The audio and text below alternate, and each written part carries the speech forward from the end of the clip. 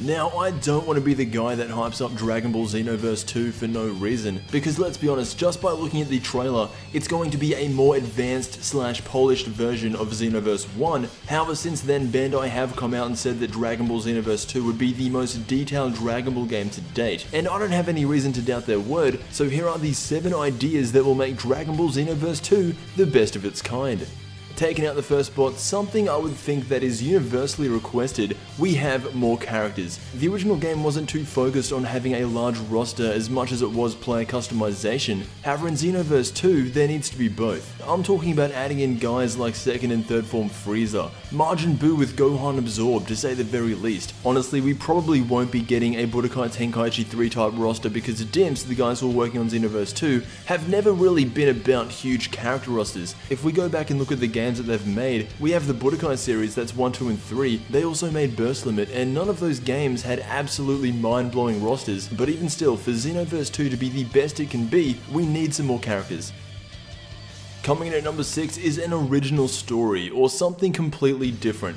At the end of Xenoverse 1, we saw Towa and Mira fly off, swearing revenge, which just screams that Xenoverse 2's storyline will somehow revolve around that. And here's how I'd want it to go. This may be asking for too much, but they did say this was going to be one of the most detailed Dragon Ball games, so I'm gonna go all out. Something we have never seen before, or at least I don't think, is the ability to choose your own path. Make decisions, and based on the decisions you make, the story will turn out differently. This could lead into a good / evil karma system.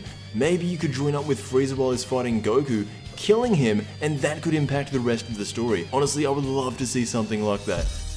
One of my biggest problems with the first game is that whenever you went to fight someone online, there was a 3-minute timer, meaning that every battle you would do would last 3 minutes. And just a simple change, I would completely get rid of the timer. Taking out number 4, more races. The 5 races we currently have are Human, Saiyan, Majin, Namekians, and Frieza's race. And to be fair, those are the only main races in Dragon Ball. I know a lot of people wanted androids, but the thing is, how would you separate them from the humans? The only races I can actually think of adding that would be completely different would be the Kaioshin race, which if we're being honest would be the most overpowered race. Maybe you could unlock more races after you beat the main story, but like I was saying, the only races I can actually think of adding are the Kais, maybe the androids I guess, definitely a skinny Majin Buu. I would actually like to see a joke type race. This is probably just me, but something like a Cyberman race or a Frieza Soldier race, I don't really have a reason for wanting this, I just think it would be fun. More maps. The original game I believe had around 16 playable maps, and I really liked the ones we got. But now with Dragon Ball Super, we should be getting maps like the Universal Stage, and as Super continues into the future Trunks arc, we could be getting maps based on what we see in there. Taking out number 2, we have more multiplayer game modes. Now this would be purely for online multiplayer, and I'm thinking to add in something like a bunch of minigame modes, nothing overly complicated, but the main part of this would be the World Tournament. The World Martial Arts Tournament was missing for a large part of Xenoverse 1's lifespan, and since in the trailer we see our custom character flying over it specifically, that makes me think that we will be seeing this at launch.